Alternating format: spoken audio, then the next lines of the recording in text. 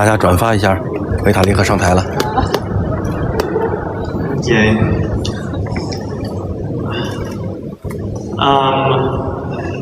Okay, I guess I'm supposed to read this. With his groundbreaking contributions to decentralized applications and smart... Wait, what is this? How do I move slides forward?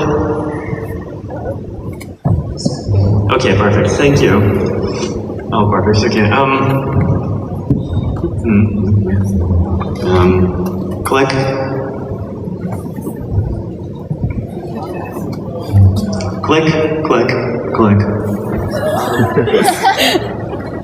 Okay, no problem.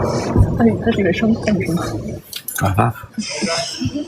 哎，那个哦。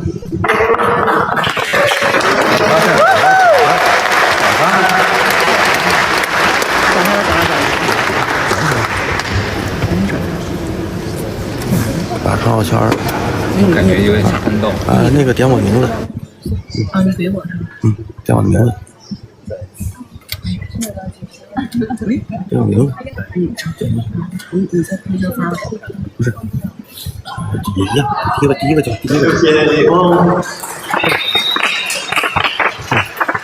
弄啊！转发。我转发，我现在转发，就转发。在哪？维塔利克来了，点我名字。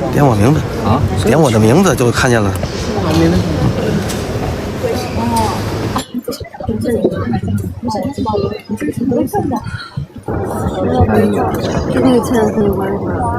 Who here is having a good day so far?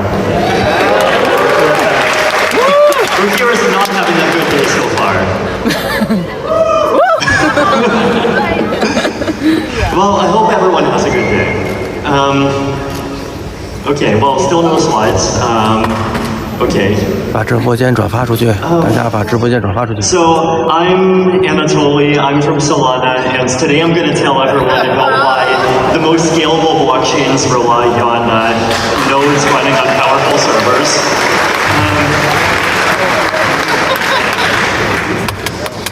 Okay, yeah, nodes running on powerful servers. You only need 21 of them, and you have a blockchain. You can process thousands of transactions a second.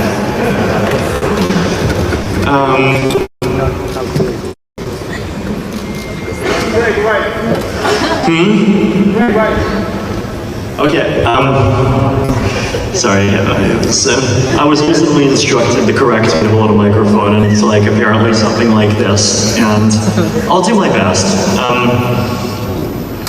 Okay, still no slides, but I guess starting without the slides. So the thing that I wanted to talk about today is basically just to give the big picture of where, from at least a technical perspective, Ethereum is going to go next, right?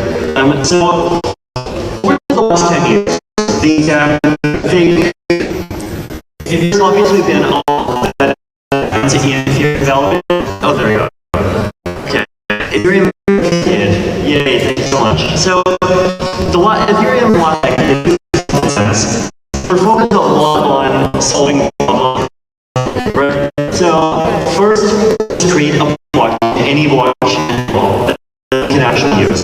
We'll create a blockchain that has language. You create your contract, you build applications, you can DAOs.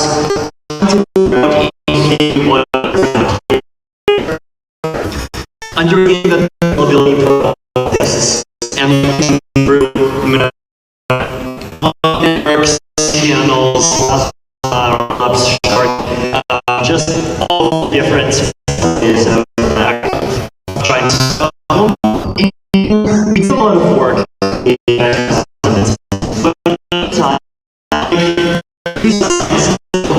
but this has still been reviewed.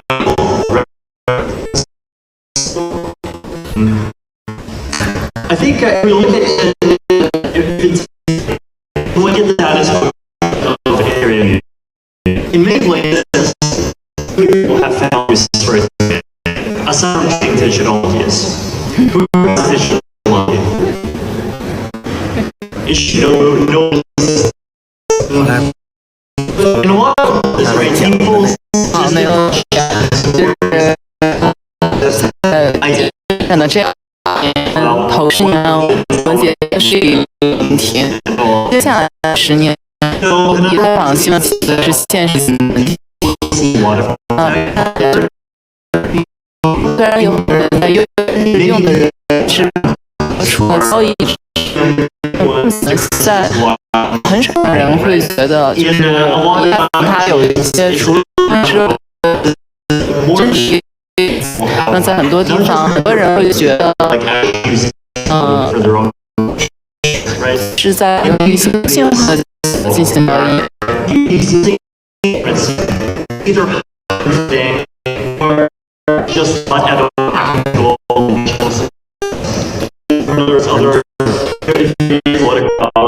And for a lot of people today, cryptocurrency is a love line. For payments, or to it, or for savings, or sometimes even for the basic and primitive DAOs, things like that organization together in groups.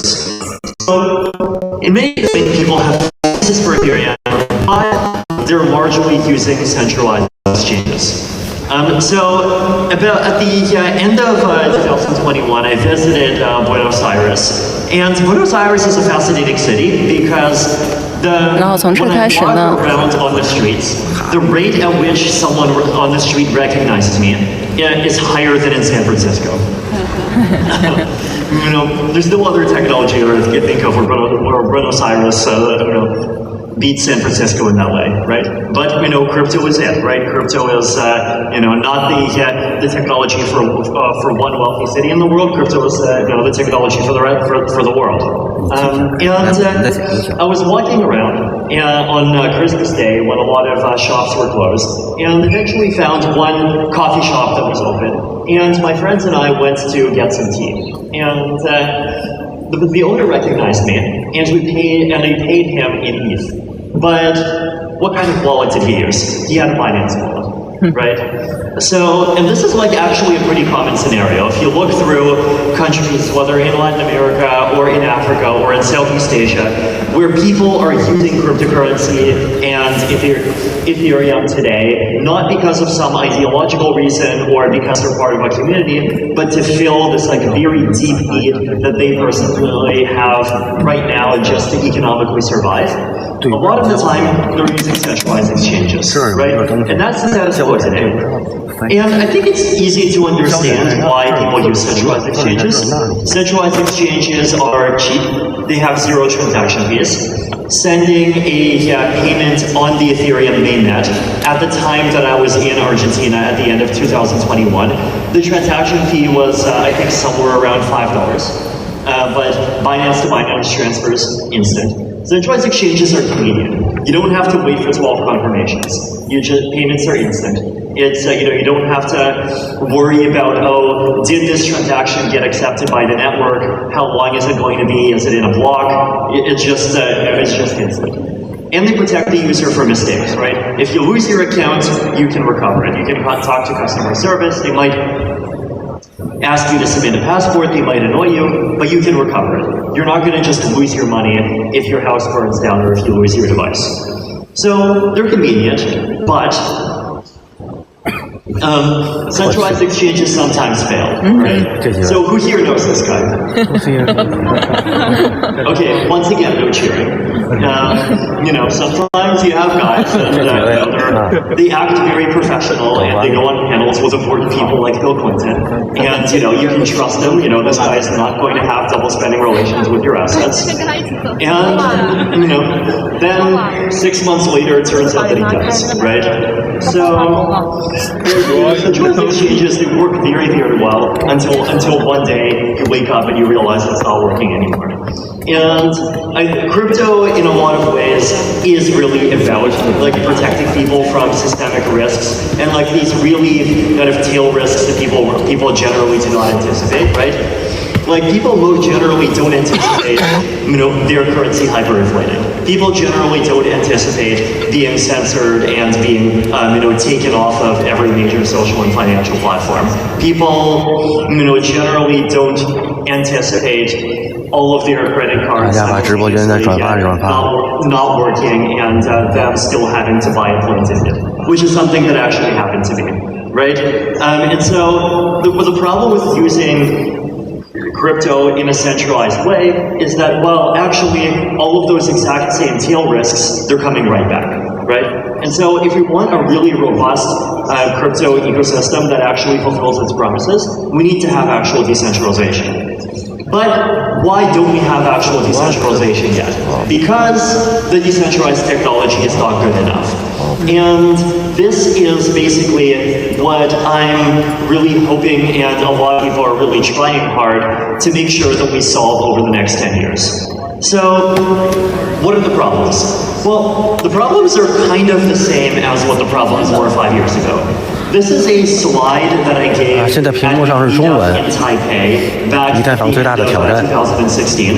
And well, let's look at what were the problems at 2017. What were the problems that I 以太坊最大的挑战 identified back in late 共识算法的安全性 2017 when I was visiting 智能合约的安全性 privacy. 可扩展性。 Who here cares about 补 privacy? 充一下，他为什么要解决这些问题呢？目的就是希望把2层的 decentralized 去中心化的这种交易或者是转账做得跟中心化一样的丝滑。他认为中心化之所以比去中心化普及，是因为它更好用。但是现在他们面临的如何把这个去中心化的一些不好用的问题去解决，这是以太坊接下来正在要进行的一些议程，他们想解决的问题。 Right? So Ethereum has moved from proof of work to proof of stake.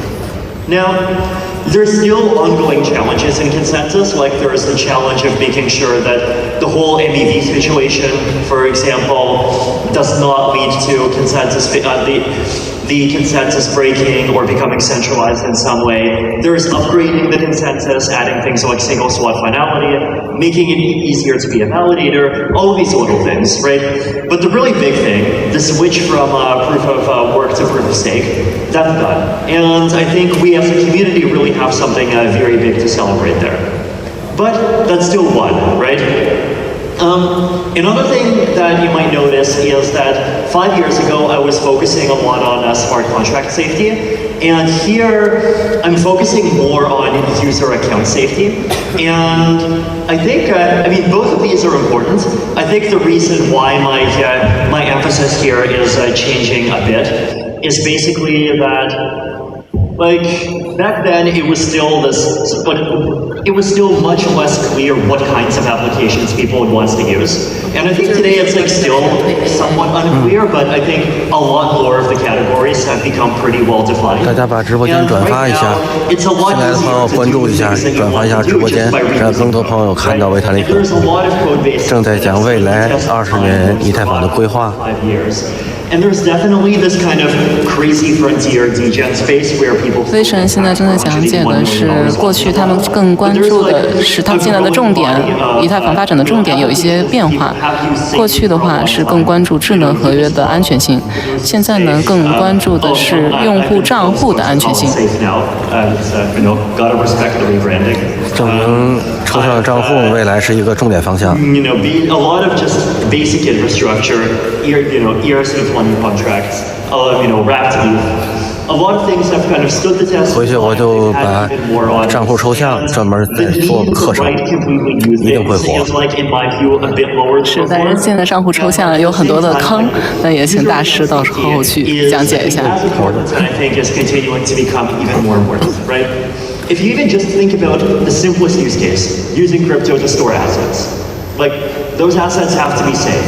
You can't have mass adoption of a system where if you lose a piece of paper and you lose your phone, you're screwed, right?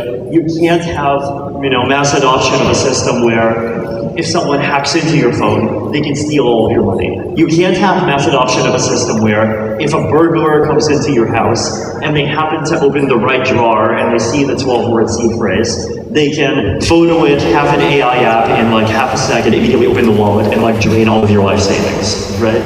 So I think user account safety is like still even today not nearly good enough. And like even hardware wallets, in my view, are like far from a perfect solution, right? And so I think the more complex your 以前是智能合约的安全性，现在呢是用户账户的安全性。 the more just basic user account safety is the emphasis. And I think one of the things that we've realized over the years is like the really basic use cases of Ethereum are actually really important, right? And like that's the thing that most people do, you know, just hold coins.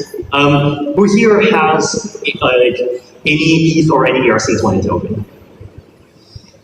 Who here has used Uniswap? Who here has used some yield farming tool? See, you know, a number of hands goes down, right?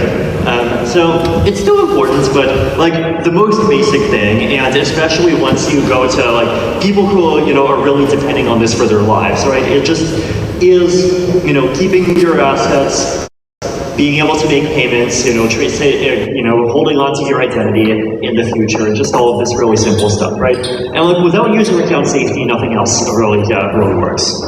So let's talk about the three remaining problems, right? So fees and scalability. Using Ethereum or Bitcoin or 现在解决这些账户问题的重点问题，第一个是它的可换手性和价格，就是它的成本。每次现在转账的话，其实很贵的嘛。那目前以太坊一层大概它的这个转账速率是15个 transaction， 1秒钟接近15个 transaction， 现在目前还是这个水平。Somewhere between 1 million and 1.5 million for the last 3 years. Now the gas limit has gone up, but basically 100万到150万。 we just have more complex transactions. Now, some of this I think actually is activity that's moved to layer 2, which is good, right? But generally, the Ethereum layer 1 has not increased in scalability by that much. And the problem is fundamental. When you have a system that every single person needs to verify, that system cannot be more powerful than what you can verify on a single computer, right? And this is a big problem. And it's 那以太坊目前现在面临的比较系统的问题，就是当你一个系统需要每个都验证的话，那它没有办法发展的说是扩展的特别大。虽然有一些目前有一些现在就transactions 转到了 layer 2，有一些交易转到了 layer 2，但依旧这个变化并不是本质性的。每一个交易都要验证，所以呢，这是发展的瓶颈。But they use the blockchain for security, but they only put a little bit of data into the blockchain. The rest of the data, and all of the computation happens off-chain. And by doing this, you have systems that have the same level of scalability, or even actually much higher scalability than Ethereum itself, but that still have the same level of security, right? So. 那目前来讲的话，其实大家现在比较火热的一些解决方案目前的一些进展，当然就是 roll up 方向的一些技术比如他现在提到了 Polygon， 现在在第一阶段然后呢，同时呢，像 Optimism、Arbitrum、Scroll、Tyco、ZK Sync 都是紧跟其后的在用 roll up 进行2层的这些解决方案。那目前来讲的话，现在卫生只是在对以太坊目前的发展做一些总结，关注一些2层技术的朋友可能不会觉得这些话题太陌生。And as of about 2 months ago, Polygon is our stage 1 on mainnet, and all the others, so Optimism, Arbitrum, Scroll, Tyco, ZK Sync. I've been told that if I don't mention Linea, someone's going to get angry. So I'm supposed to mention Linea as well. You know, they're very close behind, right? So actually a lot of progress happening, and I think like we can actually see, right, how, you know, with not after the merge was finished, all of the work really switched over to getting scalability working, and we're making huge amounts of progress, right? 5 years ago, proof of stake was something that, like, you know, the trolls on Twitter would say, ha ha ha, Ethereum promises proof of stake, but it keeps never happening, and it'll never happen. Now we're fully proof of stake. 2 years ago, people would say scalability is something Ethereum promised, but it'll never happen. Now, we're basically, we actually have, one working protocol with actual cryptography running things, and over the next year, we're going to have much more. EDP4844 is a feature of the Ethereum protocol whose goal is to create more space on-chain so that rollups can have higher scalability.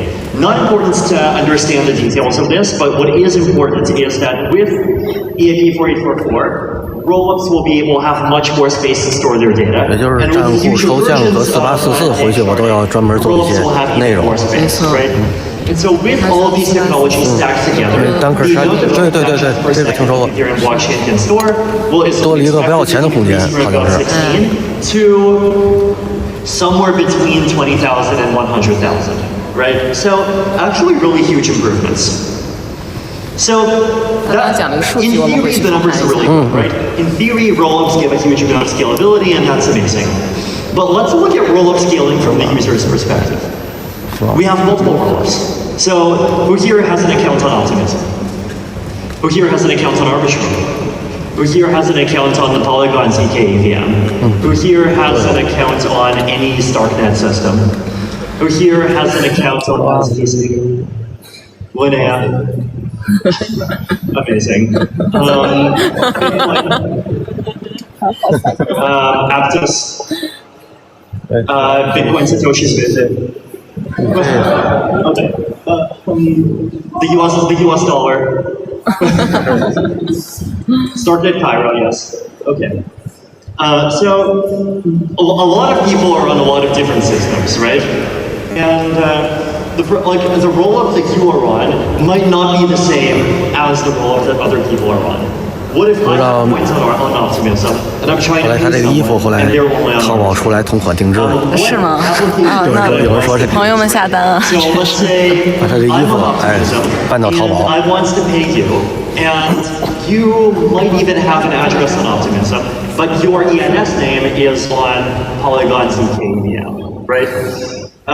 What if I'm on Kakarot, and I want to trade some coins into a different coin using some decentralized exchange, and that decentralized exchange is on Linnea, right? So there's like a lot of these very concrete user experience challenges. Addresses need to exist on multiple rollups, and then there's a lot of these challenges at the level of individual applications. So if you look at ENS, for example, right? ENS currently exists only on Ethereum mainnet. Ethereum mainnet is expensive. If you want to register a new ENS name right now, you're going to have to pay, on top of the registration fee, a transaction fee of something like $5. And if Ethereum becomes much more widely used, then that transaction fee might easily become like $200, right? So there was this proposal called CCIP that ENS is has, and people are rapidly integrating. There's actually something called OptiNames that is already based on this, and I have one. And I've been told that other layer 2 projects have very similar things. Basically, what you can do is you can put a domain, an ENS name, into one of these systems, and then users can register subdomains on a layer 2, and you can use custom code to verify proofs that you own the thing inside of the layer 2 system, right? And so basically it's this very permissionless design that allows basically every layer 2 to be used to register and use ENS names. Now that's really powerful, right? Like it's not just ENS moving to Optimism, right? It's ENS moving to every layer 2 at the same time. So I think this is great, and I'm happy that these improvements in ENS are happening, but there's challenges involved in actually making sure all of the different infrastructure that we have actually resolves this sort of thing. So that's problem one, scaling. A lot of work is happening and a lot of good technical work is happening, but there's also this very practical user experience work that needs to be done, right? Of making layer 2s as natural and as easy to use as layer 1 is today. As of today, this is not true, right? Like I have a wallet on this phone, and I can, have some amount of ETH on it, but then it's all on mainnet. This wallet does not support any of the layer 2s at the moment, right?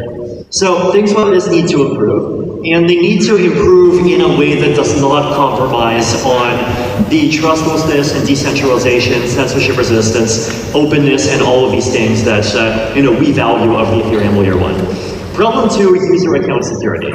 So, wallet security is a big problem. This is from an article that I wrote a year ago that quotes a Bitcoin magazine article that I wrote, I believe, back in 2013. So this is like literally more than 10-year-old content, and it's pretty scary content. Last night around 9 p.m. PDT, I clicked a link to go to coinchat.freetsea.com, and I was prompted to run Java. I did, thinking this was a legitimate chat room, and nothing happened. I closed the window and thought nothing of it. I opened my Bitcoin QT wallet approximately 14 minutes later, and I saw a transaction that I did not approve go to wallet 1E S3 QEBK and 1 QAP 6 ME7J LCDM ZP2X VX.PNTC for almost my entire wallet. ... So this is the sort of stuff that happens to people, right? This person unfortunately only lost 2.07 Bitcoins. So at the time it wasn't that much, but today it's worth a huge amount, right? But other people lost even more. All in vain lost 25,000 BTC, right? Imagine, who here wants 25,000 BTC? Imagine having 25,000 BTC, and then suddenly you don't know what happens, but your balance just drops to 0. This is stuff that's actually happened, right? So wallet security is like pretty scary, and people's wallets getting stolen is scary, and people losing their wallets is also scary. Stephen Thomas lost his wallet despite having multiple backups. My preferred solution to this stuff is multi-sig and social recovery, right? Wallets that, instead of having one key, have multiple keys. So this is actually like how I store most of my money. This is also how the Ethereum Foundation stores most of its money. You have a wallet, and you have multiple keys, and most of those keys are all controlled by different people. And let's say you need, in the case of the Ethereum Foundation, you need 4 out of those 7 people to approve a transaction, right? So it does make things less efficient, but for huge amounts of money and for amounts of money that are people's life savings, the cost is actually worth it, right? And so, these are 7 people that are in different places around the world. If you want, you can actually go one level of security higher and say you don't even need the 7 guardians to know each other, right? You don't even need any one of these key holders to know who the other key holders are, and that's like even more protection against them trying to collude with each other. Basically, wallets that have multiple signatures, where each individual key, some of the keys could be controlled by different devices that you have, some of the keys could be controlled by other people, some of the keys could be controlled by institutions. Right, as long, basically any combination, as long as it gets us away from this really horrible approach where you have one key, and if you do something wrong with that one key, you have to lose it. 就他提出来的是一些理念啊，具体的实现由这个社区啊，对，有些实现方案。is like a milder version that says you have one wallet, and with that wallet you have one main key. That one main key can do things, but then if you lose that one key, then 4 out of 7 can recover that key. So I'm a big fan of both. Like I think multi-sig is good for cold wallets, and social recovery is good for hot wallets. And there's some social recovery wallets, and there's been a lot of very good progress in making multi-sig and social recovery happen, right? So who here has heard of ERC? 大家理解到为什么这个是永续了吗？是吧？ Account abstraction, 提出问题，解决问题，然后解决问题，发现更多问题，然后无穷无尽，对，无穷无尽。然后为什么他用这样的一个叙事讲出了一个方向，那大家就跟着冲，这就是财富密码。对。Have to be protected by one key. Your account can be protected by 3 keys. It can be protected by 7 keys. You can even have rules for changing the keys. You can have rules for revoking different keys. You can even have rules that say you need 1 key to spend up to $1,000 and 4 keys to spend more than $1,000. You can do all kinds of things. Now, from the user's perspective, right, social recovery, like, in my opinion, it's great, and in my opinion, like, this category of solutions is by far the best way to, like, actually have security for people's wallets. But there are user experience challenges. Users have many accounts, and one reason why users are going to have many accounts is because there's many L2s. Right? A lot of people are going to have accounts on Optimism, and on Arbitrum, and on Kakarot, and everywhere, right? And what happens if you lose your key? Like, do you have to go and recover every single account on every single layer 2 at the same time? Do you have to pay all of those transaction fees? What about counterfactual accounts, right? Like, you can... Ethereum has this feature, and Bitcoin, like, basically most blockchains have this feature that we don't really think about, but it's super important, which is, like, you can send people coins before those people have sent a transaction, right? Like, I can generate an address locally, and you can send me coins to that address before I actually send a transaction. And, like, the system has to work this way, right? Because if that feature did not exist, then, like, how would I even send the transaction? Like, how would I even pay a fee to send that transaction? But what happens so what about accounts that you generated locally and that you have not used, right? Like, imagine you generate a counterfactual account, like you generate your private public key pair, and this account is a social recovery account. And there is a copy of it on 3 different L2s. But you actually use it on one, you use it on another, but you don't use it on the third, and you don't use it on 5 more. And then someone sends you coins on one of those 5 more, and then, well, like, which key actually is needed to send the transaction, right? Like, there's a lot of these really weird and confusing user experience trade-offs, and these are things that a lot of the smart contract wallet people are really trying to deal with right now. And finally, what about privacy, right? So, like, I've done some surveying myself, and it basically asks people, why don't you use Gnosis Safe or something similar to store all of your money today? The biggest answer is privacy. Like, they did not, even if they trusted their family and friends to not literally steal their money, they still did not want their family and friends to see every single transaction that they make and every single asset that they have, right? So can you have a social recovery system or a multi-sig without needing to, or in a way that makes sure that the guardians don't actually see what they're guarding, and in a way that the guardians don't see each other's identities? You actually can, but it involves some pretty hard math. So problem 3, privacy. So cash payments have been a basic feature of human civilization for thousands of years, right? Cash has basically been the way that most in-person commerce has happened. And privacy is a human right, and privacy, in payments, we haven't even needed to talk about it as a right because it's just been a default, right?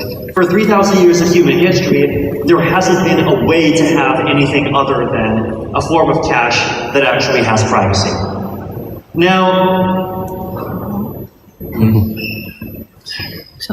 digitization is, rapidly eroding our privacy in pretty much every sphere, right? And I know that, like, normally I'm not really a fan of bashing the World Economic Forum, and, like, I think people sometimes go too hard on them, and they're like, they're a forum, they're not, like, the secret guys that control everything, but, in that forum, sometimes they say things that are pretty scary, and, like, this is, this line, welcome to 2030, I own nothing, I have no privacy, and life has never been better. Like, I think it's up there, and I think it's kind of representative of, this kind of mentality that I think is too common and kind of worrying, and it's, basically, it's like the default direction that, unfortunately, I expect digitization to take, unless we try really hard to actually make sure that digitization takes a better direction, right?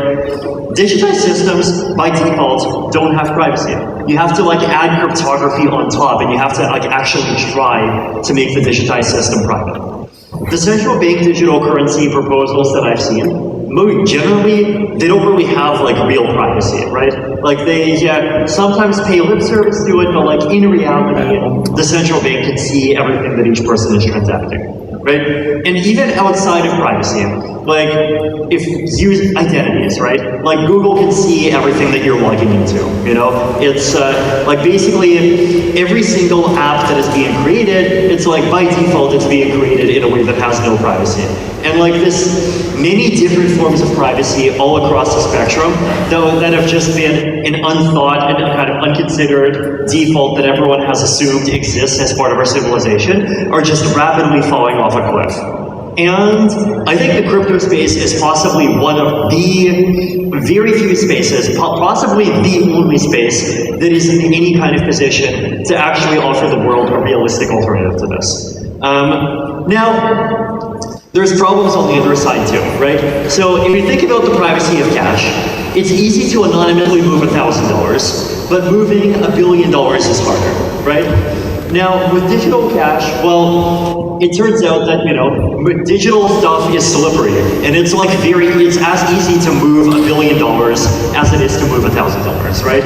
And like, this is actually a challenge, right? Like, it's like digital privacy at the, like, or privacy of cash transactions at the very top end of the scale, you know, it does also end up causing a whole bunch of problems. And so there was this is a slogan by, you know, from Julian Assange, right? And he basically said, you know, that the ideal world from the cypherpunk point of view is a world that has privacy for the weak and transparency for the powerful. So can we have a world where privacy for, you know, small amounts of money and privacy for just regular transactions is an actual reality, and like really a reality, like not some like stupid fake privacy where there's actually a backdoor, real privacy, no backdoors, like only you see the things that you're supposed to see. But at the same time, you know, especially for the largest of the edge of the transactions, have some kind of transparency and traceability, especially you know, in cases where something that like everyone agrees is a hack or a theft happened, for example. So there's actually a lot of interesting research in making something like this possible, right? I think one of the things that people keep chronically underestimating about zero-knowledge proofs is just how powerful the technology is, right? Like sometimes people think about cryptography as being this technology that does complete anonymity. And sometimes people think about cryptography as this technology that like enables total verification and tracing. But the reality is, like, zero-knowledge proofs are really powerful, and they let you engineer incredibly clever combinations of both at the same time. So, proof in innocence protocol, this is a really fascinating example. Basically, the way that this works is, imagine a mixer, right? So something that works like Tomato Cash. People put their coins in, and coins come out. Now, let's imagine that you, as an individual depositor, wants to prove that your coins are, let's say you just want to prove that your coins did not come from a scam, or or from a hack, or from, you know, something that's clearly associated with North Korea, right? And you want to prove that without actually publicly revealing, you know, the link between the coins you're taking out and the coins that you're putting in. It turns out that you can, right? You make a zero-knowledge proof that says, I'm one of these three, and I'm not one of these two. And this is something that can be automated, right? And you can make a system where, by default, everyone that participates in one of these privacy systems, they make a proof that proves that, you know, they are not one of the the payment that they're taking out is not one of the payments that came in from, you know, Crypto Scam TV or like one of the official lists of transactions that get flagged as suspicious. And, you know, they get a very high degree of privacy. And then the people that actually are associated with these thefts, well, they're not going to be able to make this kind of proof because, well, they are one of the hacked deposits.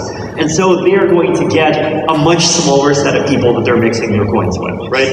And so this is like one example of something where people have privacy by default, but like if the ecosystem coordinates around kind of boycotting the coins that come out of that are associated with a particular set of events, they are able to do that. And the amount of other coins that those that those coins are able to mix themselves with suddenly becomes much smaller, right? And so suddenly, if you steal $1 billion, well, there's a lot more friction associated with trying to move that $1 billion anywhere further, right? And this is something that a bunch of different development teams are working on, right? So there's the Chainway team, there's Amin Soleimani, who helped instigate the original Tornado Cash. He's got privacy pools continuing to do some great work on this. There's actually a bunch of projects that are starting to go in this direction.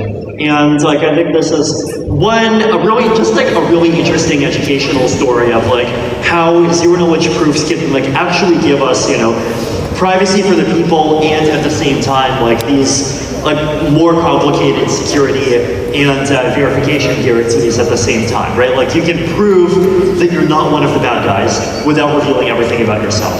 And that's something that's really powerful. That's something that was not really available to us before.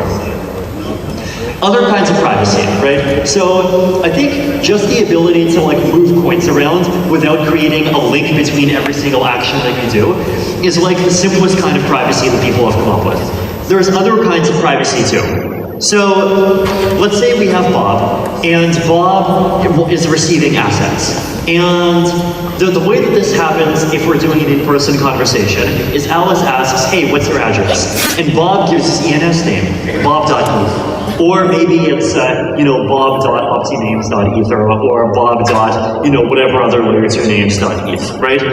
But the problem is that if Bob does this, then he's doxing his own name, and he's doxing the connection between his own name and all of the actors that he's interacting with.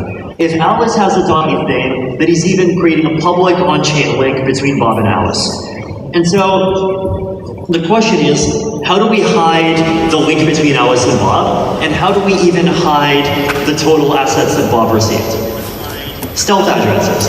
So this is something that I think Tony Varstater will be talking about a bit later today, but it's this powerful technology for basically letting Bob receive money in such a way that what it basically does is it lets every other person generate an address where that address is controllable by Bob, but without a public link on chain between Bob and that address, right? So instead of bob.eth linking to Bob's address, bob.eth would link to something that's called Bob's meta address. And a meta address is this cryptographic key that you can go and you can take that cryptographic key, combine it with data that you control, and then create an address which is controllable by Bob and which is totally unlinkable to any of the addresses that Bob has, right? So another example of privacy, and this is something that totally can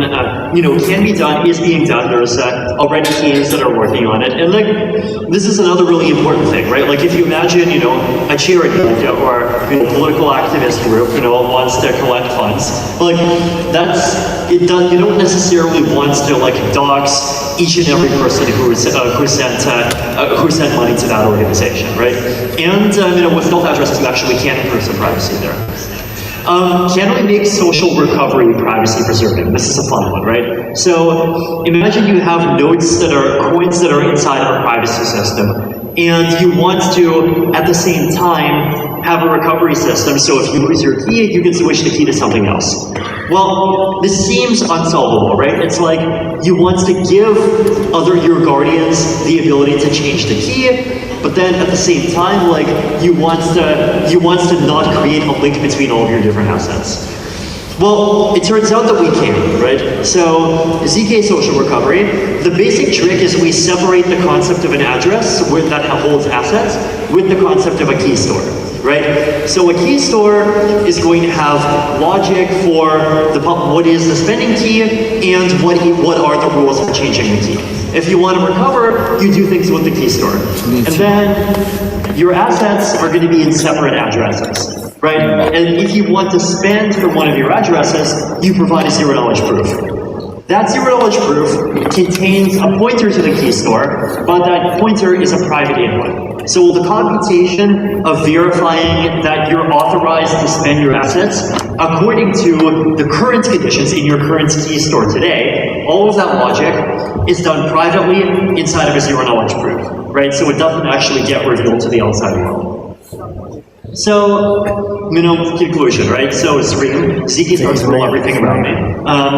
ZK snarks are like this super important technology that is enabling pretty much basically everything that I talked about, right? So scalability, ZK rollups, Kakarot, Linnea, ZK Sync, Polygon, all of this stuff depend on ZK snarks. Privacy depends on ZK snarks. Social recovery at the same time as privacy enables even more clever ZK snarks, right? The people who were in Zuzulu before this, ZooPass, Zoopoll, the zero-knowledge voting system, depended on snarks, right? So identity systems that preserve privacy depend on snarks. Right, so ZK snarks are basically this technology that's like, I think it's as powerful as blockchains, and it's going to be as important as blockchains going forward in the next 10 years, right? So that's kind of an overview of the main technological paths that I'm seeing happen over the next 10 years. And I think the interesting thing about this is that the problems that we're solving are basically the same as the problems that I talked about in that slide that I gave in Taiwan at the end of 2017, right? Privacy, scalability, security, same sort of, okay, fine, we solved proof of stake, we still have the other three, right? The problems are very similar, but the solutions are, I think, they've advanced a lot. And I think the biggest advancement is just how they've moved from theory to practice, right? Like, are any of these things possible? Someone in 2017 could have said yes. But in 2017, we did not know when, ZK tech that's powerful enough for people to actually use is going to come, right?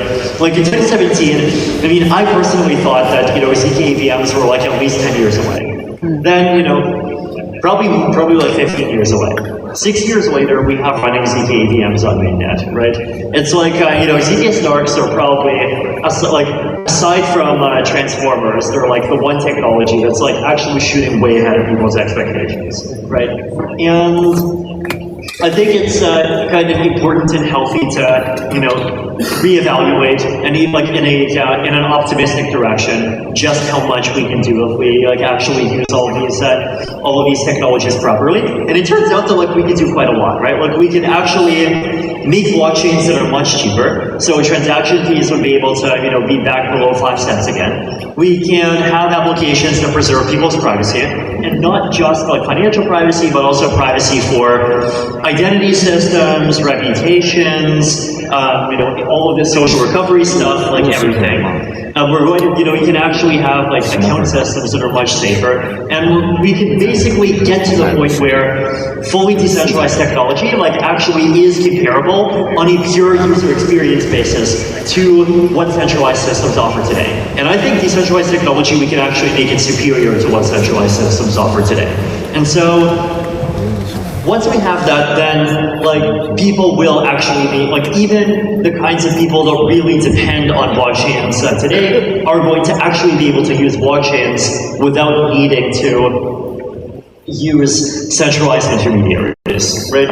And I think that's powerful, and I think that's really important, and I think it's amazing that that there is actually so much more clarity now around the paths in each of these individual directions than there was even 2 or 5 years ago, right? But the challenge is there's just a whole bunch of technical work that needs to be done, and there's a whole bunch of people that needs to actually keep working together, right? Who here is actively developing an Ethereum wallet? Who here is talking to everyone else that just raised their hand? Sure, the question is, who here is currently actively part of a team that is building an Ethereum wallet? Who here, okay, so second question, who here is already talking to all of the other people that have raised their hand? Okay, basically, yeah, okay, see, so a couple, which is good, right? But I think we need more, right? If we're talking about getting Ethereum across through the layer 2 transition and through the privacy transition, like this is something that requires standardization, right? This is something that requires wallet builders to be working together on. This is something that requires ENS and applications to be working together on. Existing stuff that exists, like applications, like lots of applications don't support smart contract wallets. Lots of applications don't support ERC 1271, which is how you do off-chain signatures for everything that is not a basic ELA. Right? Lots of applications, they don't even, like they're not even standards compatible. Like they only support MetaMask and they don't support other wallets because of like just one tiny thing, and like their testers did not even think of testing it in Brave, right? Like there's still a lot of these little things that have to be solved, and like even more of those things are going to have to be solved in the future. So there's like a really important need for, I think, people in the Ethereum ecosystem to keep collaborating and working together even more as we get through all of these technical transitions that are needed to actually like take all of these theoretical technical benefits and turn them into, you know, properties of Ethereum that regular users coming into the ecosystem for the first time actually get to benefit from and use, right? It's easy to make an alpha. It's much more difficult to actually standardize something across the entire ecosystem, right? And I think that's probably still one of the big social challenges that the ecosystem has left, right? Like we talk a lot about coordination, and we talk a lot about funding public goods, and funding public goods is super important. But then there's also just coordinating on making sure that we're on the same page in terms of upgrading protocols. Layer 1 is pretty good at doing this. The application layer, you know, it's sometimes good, sometimes less good, but I think it can be much better, right? And so, you know, that's like the dream that I have for the Ethereum ecosystem is as we continue building all of this amazing tech, and you know, as we continue turning privacy and scaling and security and all of these other things into solved problems, that we can, you know, actually work together and like actually make sure that, you know, we preserve Ethereum's core values of decentralization, openness, censorship resistance, permissionlessness, borderlessness, and actually create a, you know, an ecosystem where we do all these things collaboratively, and you know, we work together, and you know, we actually, you know, create a beautiful Ethereum stack where all of these problems are actually solved for people 5 years from now. You know, no matter which L2 you're on, and no matter which wallet you're using. So, thank you. Words here now will kind of introduce yourself a bit, and like how you got into the space, some of the self-interest stuff you were doing.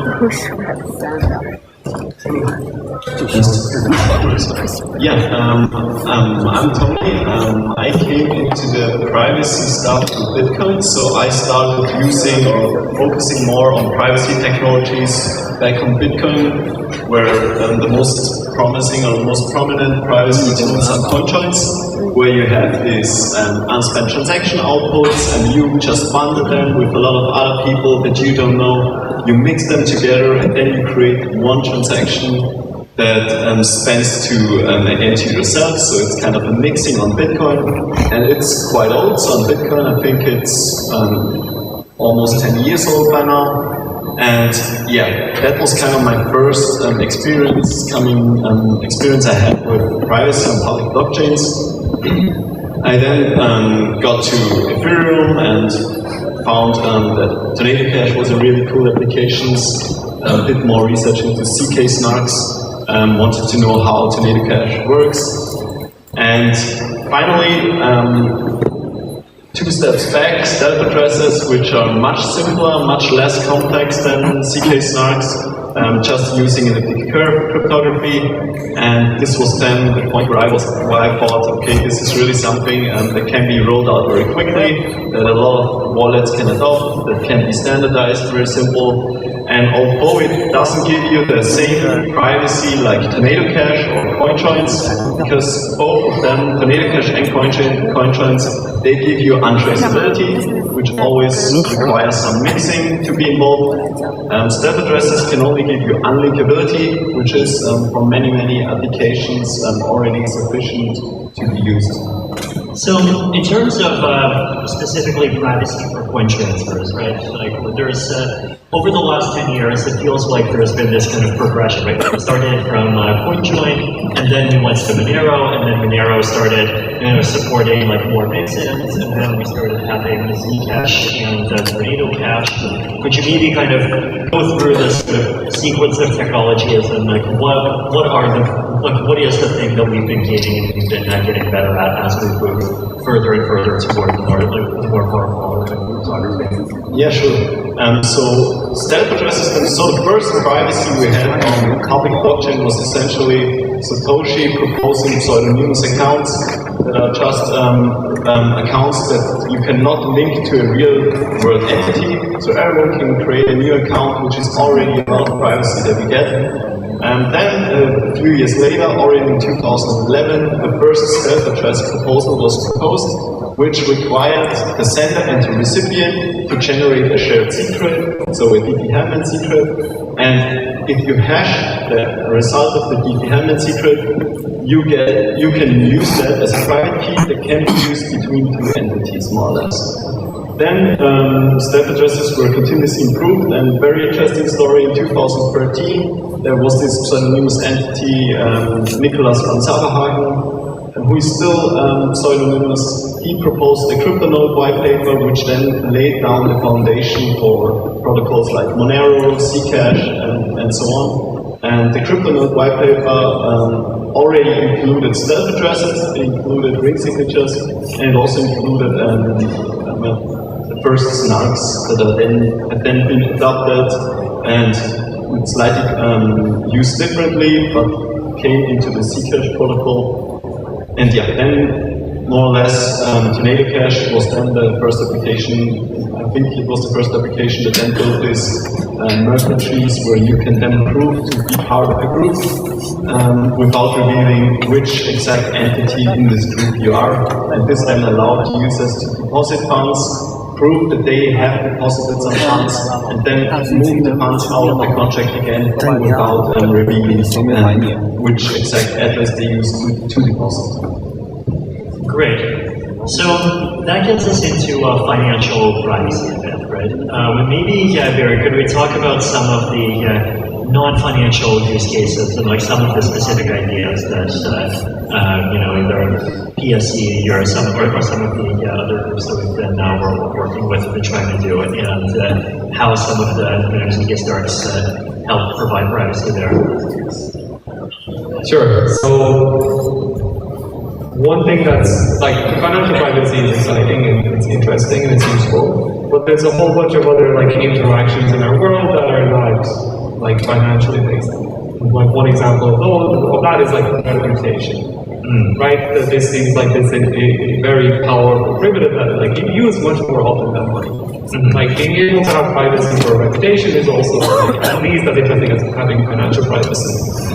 So one example of this, one example use case of this is that like at Zuzulu, the 0x Park community members made this ZK passport. And basically it's like a proof of residency at Zuzulu. And basically anytime you want to use this proof, you can provide the 0x proof to someone and they can verify the proof. They become convinced that you are in fact a member of the group, but they don't know which member you are. What are some of the applications that the ZooPass got used for? Right, so ZooPass originally started as just like a ticketing thing. It was just like to enter into venues and stuff. But people have managed to build a whole bunch of interesting things on top. One example is something called Zoocast, which is like this kind of ZK Twitter, where you're able to post about being like a member of Zuzulu and like post whatever tweets you want. And there's like, I think it's the URL is cas.st is Zoocast. And you can check there and you can see a bunch of the fun discourse that's being going on. Great. Any other particular non-financial applications that come to mind? Either of you. What are your favorite non-financial applications that we could have much more privacy in? Oh, so I really like the idea. There's this algorithm called eigentrust, Right. And basically the way Eigentrust works is that like you can, given like a graph of connections between people, you can calculate the like global trust score of everybody in that graph. And I think that this is really interesting because our world is very like humans are very network focused things. Like they understand networks a lot better. Like the concept of like a friend of a friend is a lot more natural and intuitive than like a lot of other concepts.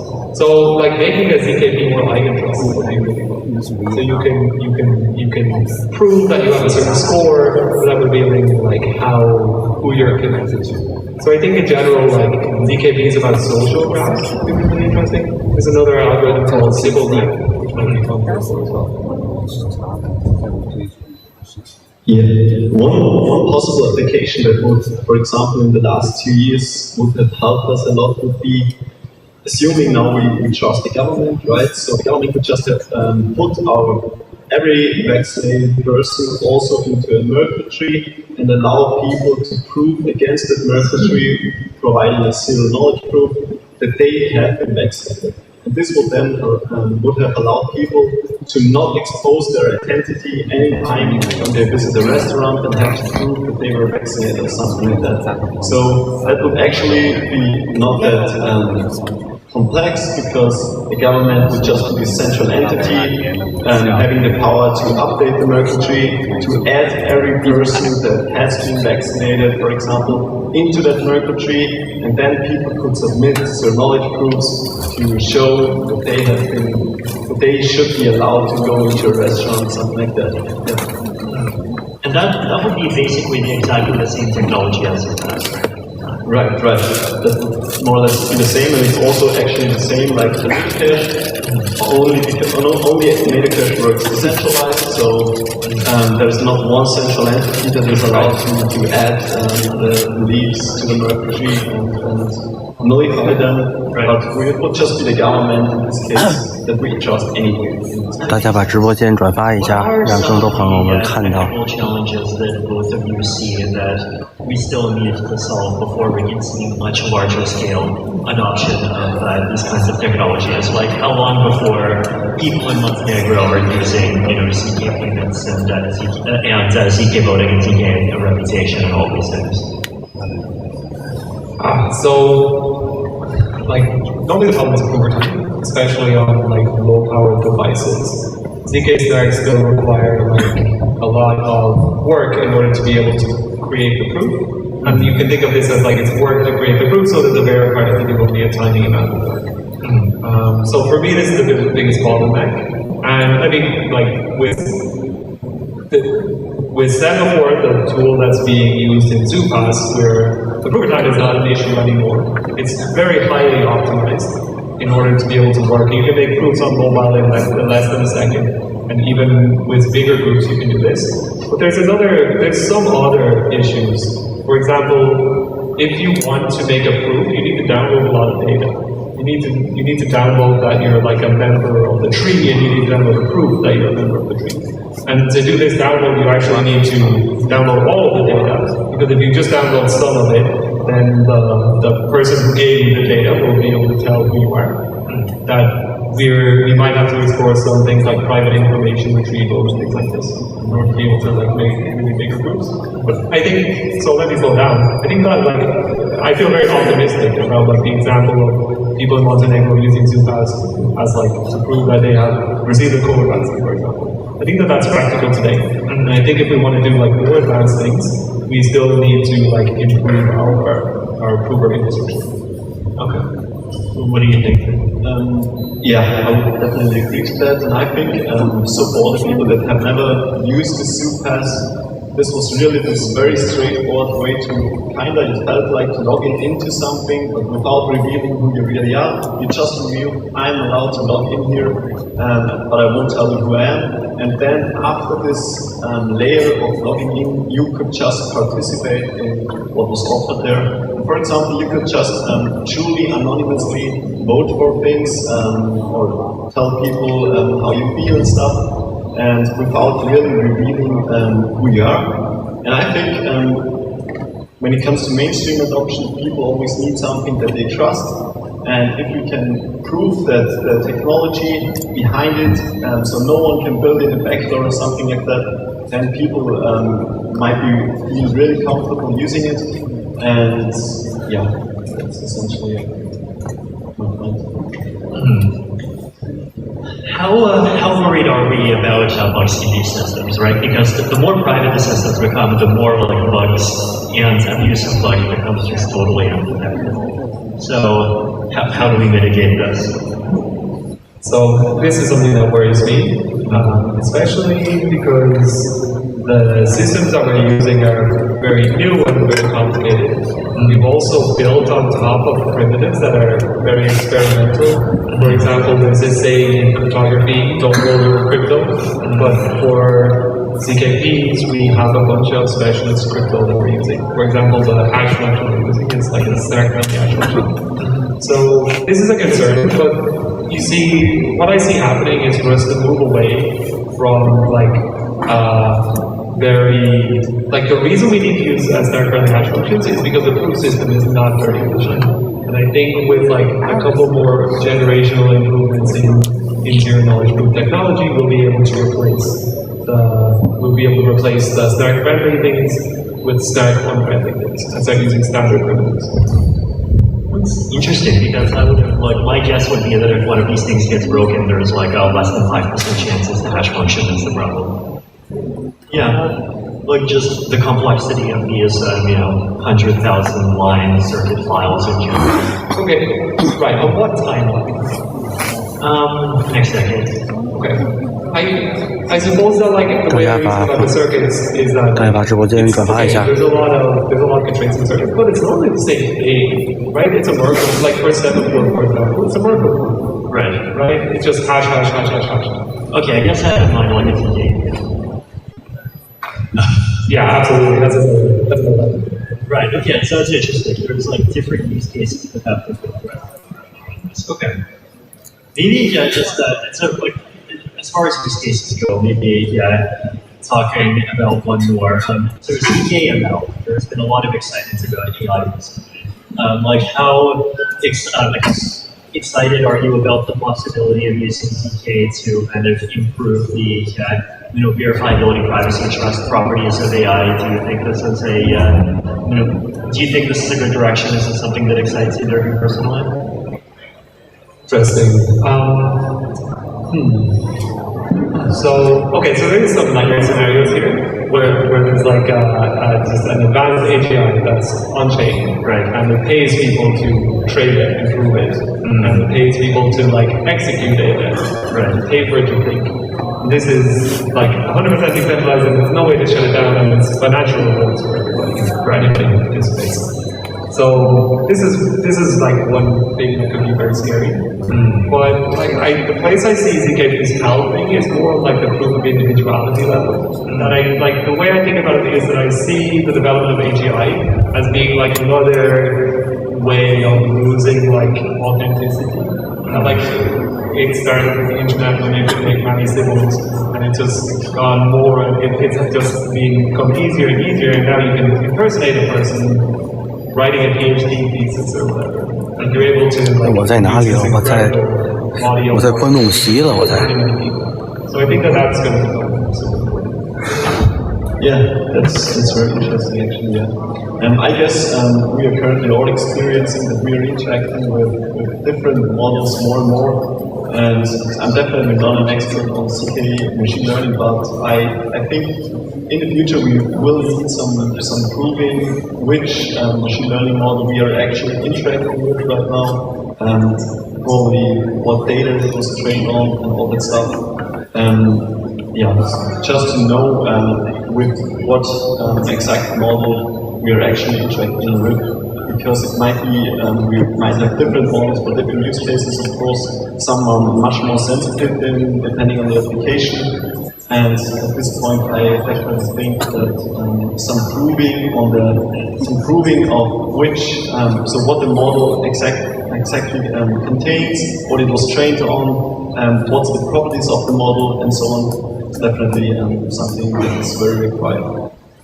That's a good one. Okay, maybe last set of questions is So people often sometimes argue against privacy by basically saying that privacy gets abused by bad actors, basically, right? And people make this point in AI and for finance and for social media sometimes.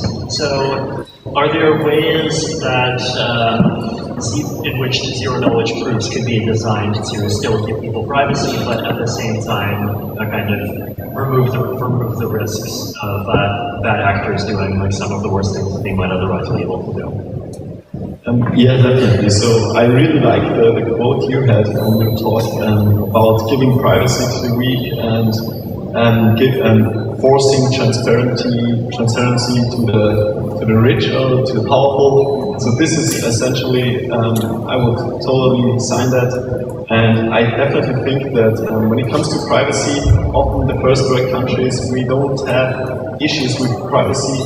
We can just interact with organizations, have standpoints that are against our political parties and so on without facing real issues. But especially thinking of developing countries, it's not that easy, and they should not be forgotten in this discussion in this case, because when we build privacy tools, yeah, there might be some people exploiting the privacy or selling stuff that should not be sold, but more or less privacy is very, very fundamental. And there's also this quote, I don't know it by heart, but without privacy we won't have freedom and stuff like that. So although privacy might be exploited by bad actors, it's still a very positive sum game for whole society. Yeah. There's also a whole bunch of application, places where we really need privacy that can make our world much better, even for the people, even to help solve some of the problems that businesses face. For example, there's one project called Proof of Solvency, where an exchange or a company can prove that they have enough money to pay everybody who owes them money. And this becomes a really natural way to allow to have the privacy that a business needs in order to function, while also providing society the guarantees that everyone is able to get their money out. Okay, so very optimistic future for Ziggy's privacy technology. Thank you, guys.